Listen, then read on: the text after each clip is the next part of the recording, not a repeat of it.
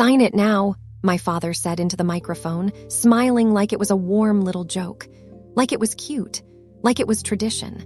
The pen was already waiting on a silver tray. 200 people, friends, donors, business partners, photographers, watched me from candlelit tables like I was part of the entertainment. My stepmother's smile didn't even twitch. My stepsister's eyes went wide in that practiced way people do when they're pretending to be shocked. And then a voice I didn't recognize cut through the room, low and steady. "If you pressure her into signing that, you're not just ruining a wedding, you're confessing to fraud in front of witnesses." Silence slammed down so hard you could hear the ice melting in champagne glasses. "Before I tell you what happened next, tell me where you're listening from so I know I'm not alone. City, country, anywhere. Because if you've ever been cornered by family in public, you already know they don't want a conversation. They want compliance. My name is Tessa Lane. I'm 31. And in my family, I was never the favorite, just the useful one. My father, Graham, built his whole identity around being admired. Not loved, admired. The kind of man who speaks like he's giving a fundraising speech even at breakfast. Every sentence polished, every laugh timed. Every story shaped so he always looks generous and wise and slightly heroic. My stepmother, Maribel, treated life like an immaculate showroom. Nothing could look messy. Not feelings. Not conflict. Not the fact that she married into money and then acted like she invented it. She could take a disaster and iron it flat with a smile and a seating chart. And then there was my stepsister, Bryn, the bride. Beautiful, delicate, always overwhelmed. Always needing someone else to handle the hard parts. Bryn's biggest talent was making her needs sound like everyone else's responsibility.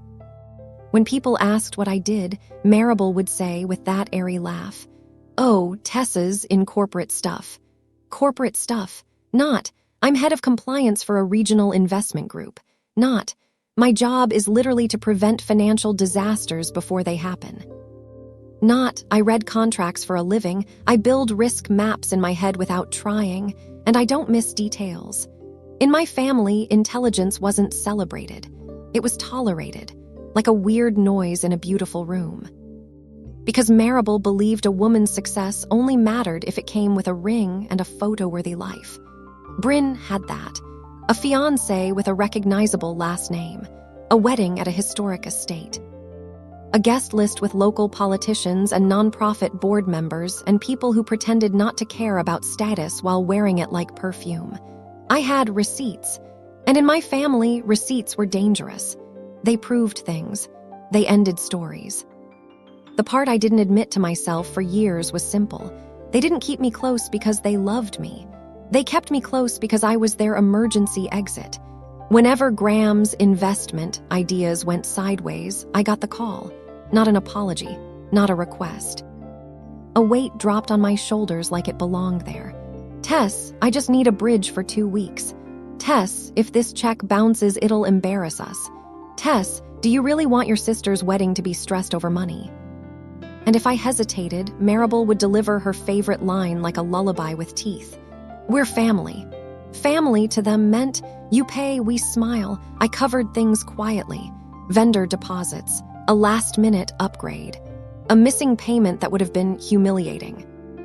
The kind of fixes that never got thanked properly because thanking me would mean admitting they needed me. And I did it, again and again, because the alternative was conflict. And in our house, conflict was treated like an illness, something shameful that should be hidden. Then, 3 months before the wedding, my father invited me to lunch. He picked a restaurant with white tablecloths and a pianist, because of course he did. Graham loved any setting where he could look like a man who belonged in a magazine. He talked about Bryn like she was a charity project that made him look generous. "She's so sensitive," he said, shaking his head like it pained him. "But she deserves something special. She deserves stability." I stared at him over a glass of water. I already paid for half the wedding. He waved that away like it was loose change. That's not a gift, that's support. Support, a word that meant money that doesn't get applause. He leaned forward and lowered his voice as if the table might overhear. "Your gift to Bryn should be meaningful, something permanent." My stomach tightened. Like what? He smiled. We'll discuss the details at the reception, not before, that way it's special. Special, that word made my skin itch.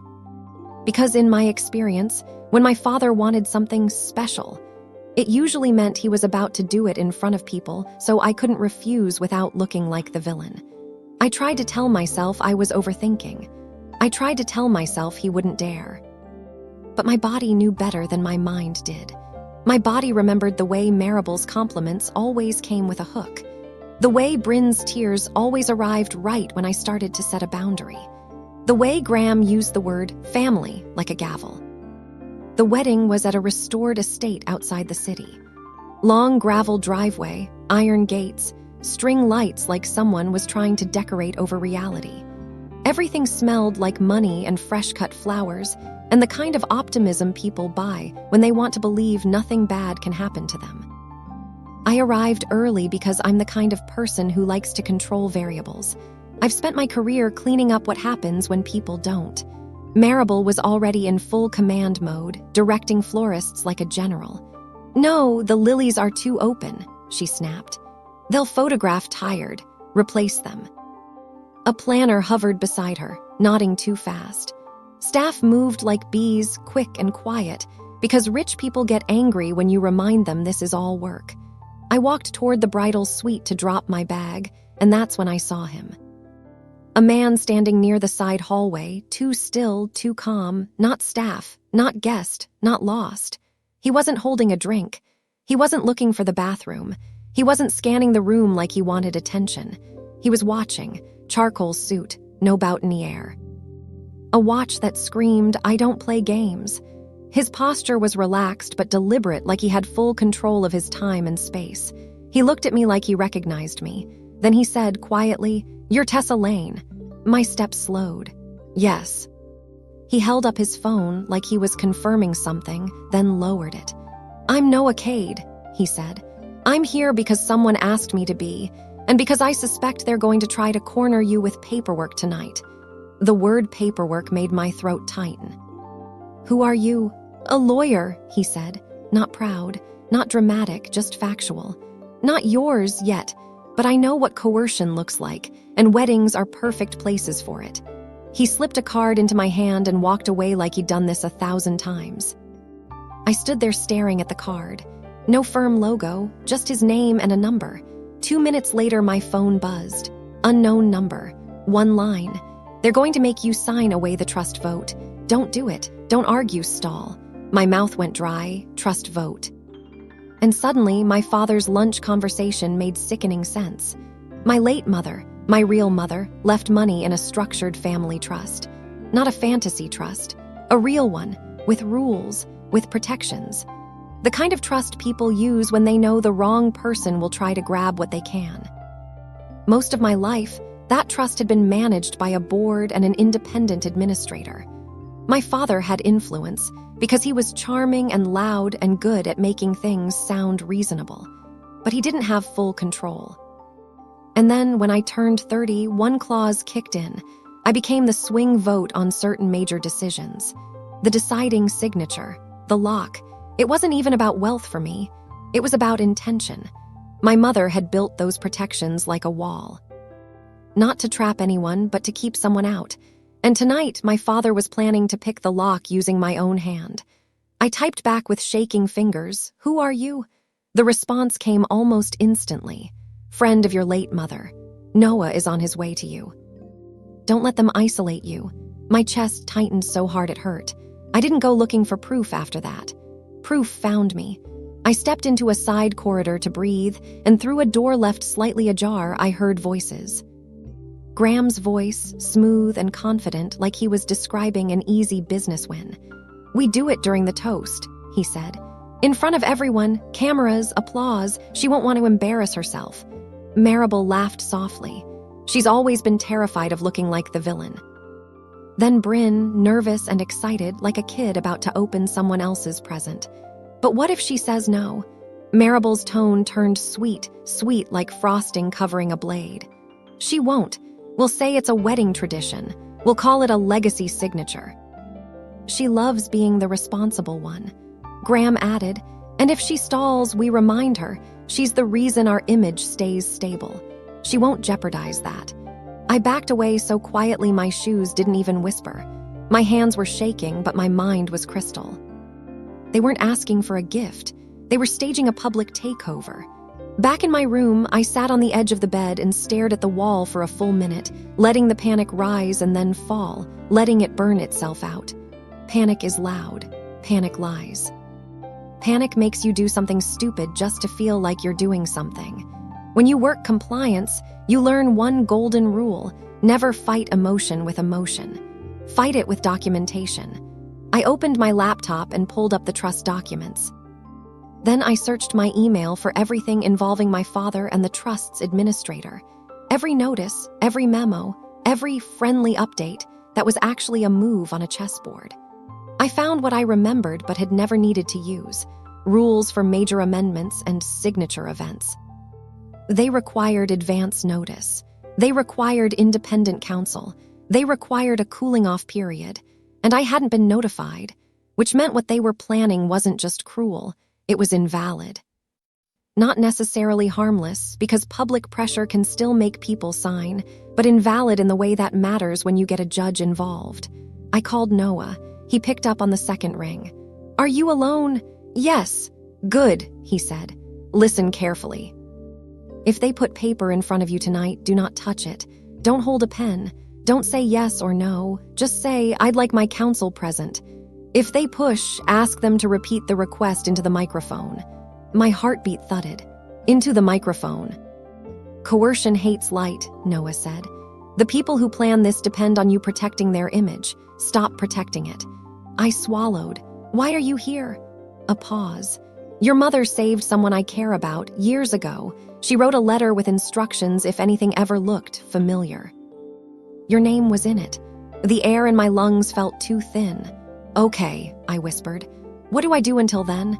"Don't get cornered," Noah said. "Don't go into side rooms with them. Stay where people can see you. Stay calm. If your voice shakes, that's fine. Just don't be alone." I hung up and sat very still. Then I did something that surprised even me. I smiled. Not because I was happy. Because for the first time, I knew the shape of the game they were playing. I knew the trick. I knew the stage. And when you see the wires, the magic stops working. That night, the estate glowed like a movie set. String lights overhead. Champagne towers. A band warming up. Guests in tailored suits and silk dresses. Everyone smelled like perfume and expensive confidence. Bryn floated around like a princess in lace. Graham shook hands like he was running for office. Maribel did the rounds, collecting compliments the way some people collect jewelry. She found me near the bar and kissed the air beside my cheek. "There you are," she said. "Try to look happy tonight. People are watching." I met her eyes. "Are they?" Her smile tightened. "Of course." Then she leaned in, voice low. "When your father calls you up, don't make it weird. Make it weird. Translation, don't ruin our plan." I nodded once like I was agreeing. Inside, something old finally snapped. The part of me that had spent years trying to prove I was good enough. The part that had mistaken endurance for love. I wasn't going to be the family's quiet solution anymore. Dinner was served in courses so pretty it felt insulting. People laughed loud. Glasses clinked. Someone told a story about a hilarious misunderstanding with a yacht reservation, and everyone laughed like that was normal. I watched Graham. He wasn't nervous. He was excited. He kept glancing toward the band, toward the stage, toward the photographer. He was about to do what he loved most, perform generosity with someone else's resources. I watched Bryn too. She played her part beautifully, soft smiles, grateful touches, little teary eyes when someone praised her dress. But every few minutes her gaze flicked toward me, like she couldn't decide if she felt guilty or entitled. Then the moment arrived. Graham clinked his glass. The room hushed the way it always hushes for men like him. People like him don't just ask for attention, they assume it's owed. He stepped onto the small stage beneath a chandelier that looked like frozen fireworks. "My friends," he began, warm and booming, "tonight isn't just about love, it's about legacy." Legacy, that word hit like a warning bell. He talked about family values and sacrifice, about tradition, about the beautiful circle of giving. He made it sound like the world ran on gratitude and unity and not on power. Then he said it. "And now, a special moment," Graham announced, smiling wider. "My eldest daughter, Tessa, has chosen to honor her sister with something extraordinary." A server appeared beside the stage carrying a silver tray. On it, a folder open to a signature page, and a pen. My father beamed like he was presenting an award. "She's going to sign the legacy authorization, transferring the controlling trust vote to Bryn and her new husband, so they can start their marriage with stability." The room erupted in applause before my brain even finished processing the audacity. I looked around at faces, people nodding, smiling, clapping, because they didn't know. They didn't know what a trust vote meant. They didn't know what authorization meant. They just heard sister gives gift, and they clapped like trained seals. My vision tunneled.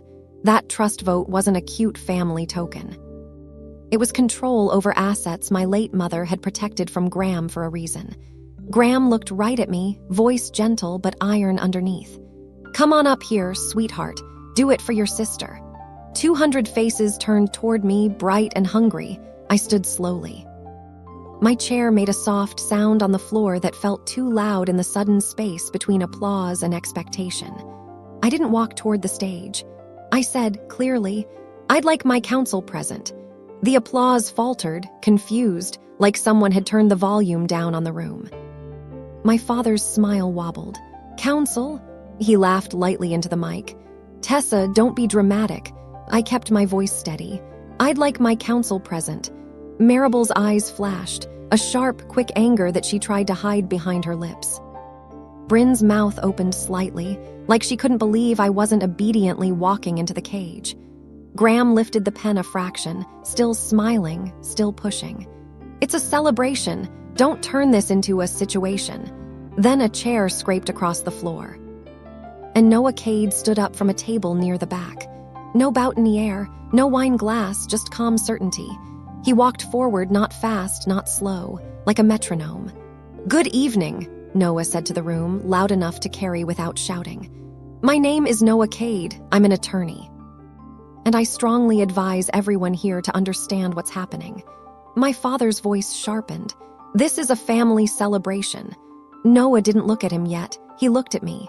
"Ms. Lane," he said, "are you being asked to sign a legal document under public pressure?" I heard my own voice answer, clear as a bell. "Yes." Noah turned to my father. "Then stop," he said. "Right now." The room went so quiet you could hear the band's drummer shift his foot. Graham tried to laugh it off. "This is ridiculous."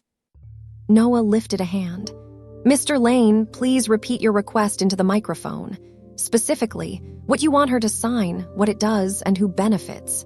My father's jaw tightened, because predators in polite clothing don't mind asking in private. They hate explaining in public. Maribel cut in, voice sugary. "It's symbolic, it's family." Noah didn't even glance at her. "Symbols don't require signature pages." A few guests shifted uncomfortably. Someone's fork clinked against a plate and they winced like they'd committed a crime. Noah kept his tone level. "This document appears to transfer decision-making authority within a family trust," he said. "If Ms. Lane signs under coercion, you've created a dispute that can freeze assets, trigger audits, and expose anyone involved to liability, including whoever drafted this and whoever pressured her." Graham snapped into the microphone. "No one is coercing anyone."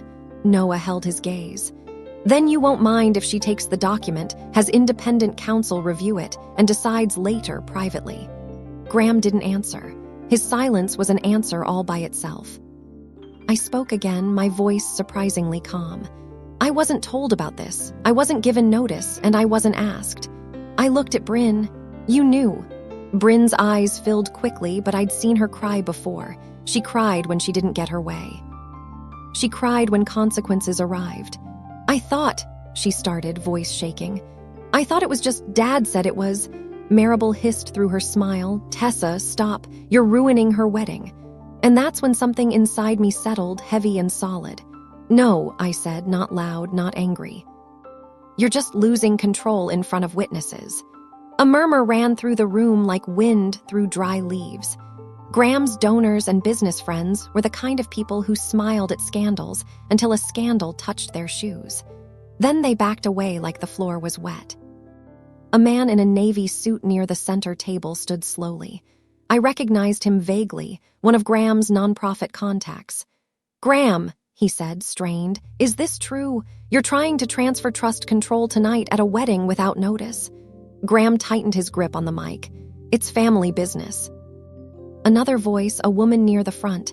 "Family business shouldn't look like extortion." A third voice, louder. "Is anyone recording this?"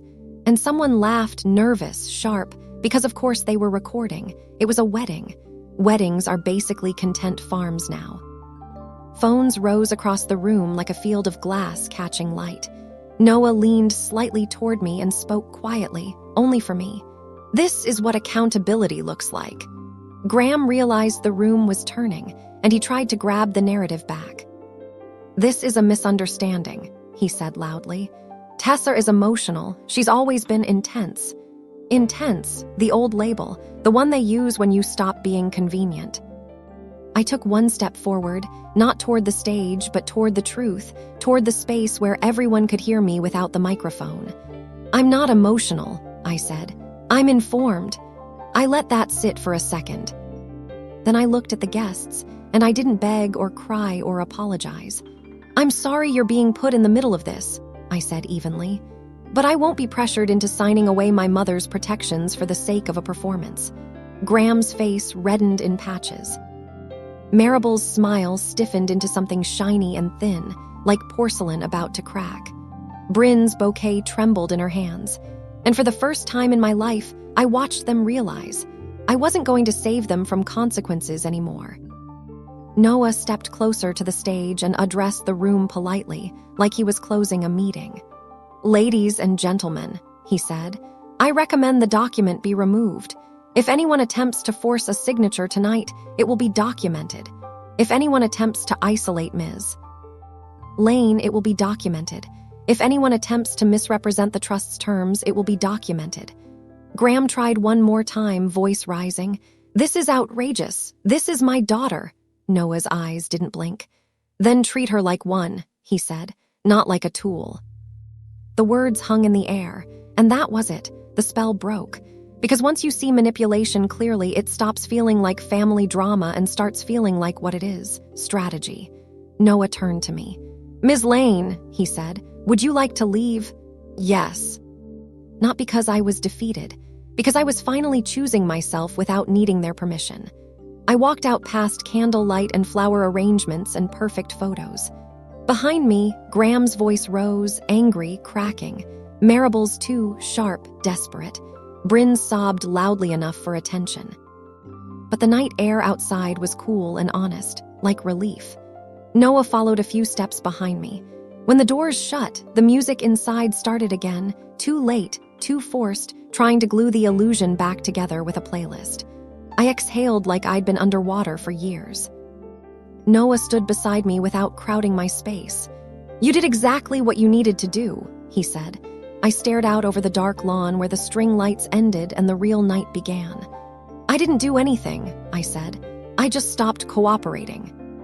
Noah nodded once like that was the whole point. "That's usually the moment the truth shows up," he said. My phone buzzed again. "Unknown number. Proud of you. Your mother would be proud too." My throat tightened, not with fear this time, but with something that felt like grief and relief tangled together. I didn't go back inside.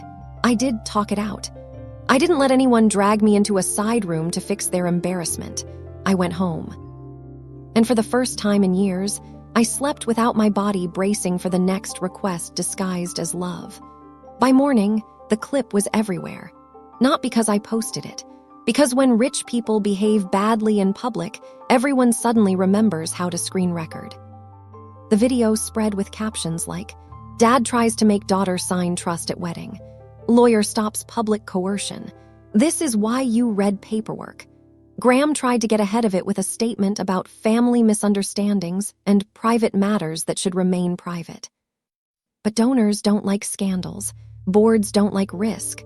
Partners do like chaos. By the end of the week, 2 nonprofit committees accepted his resignation. A partner firm paused projects. A handful of people who'd once begged for his approval suddenly didn't recognize his calls. And the one thing Graham couldn't survive without, admiration, started drying up. Maribel posted a long message about privacy and protecting the family. She wrote it like a victim, like she'd been attacked, like she hadn't spent months planning a public pressure tactic and calling it love. The comments were brutal. Because people can smell manipulation when it's this obvious. Bryn's brand new marriage didn't collapse overnight. It didn't explode dramatically like in movies. It started to rot immediately. Her husband's family realized they just joined a legal mess with a camera angle. They didn't want to be the next headline. They didn't want their name attached to Graham's plan. And Bryn, the girl who'd been raised on applause, had no idea what to do when applause turned into whispers. My father called me 6 times that week. I didn't answer. Maribel texted me paragraphs about loyalty and forgiveness and how everyone makes mistakes. I didn't reply. Bryn left a voicemail that started with crying and ended with anger.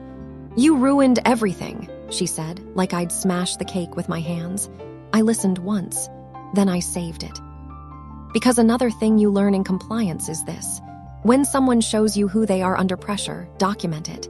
2 weeks later, I sat in my apartment, my real, quiet space, reading an email from the trust's independent administrator.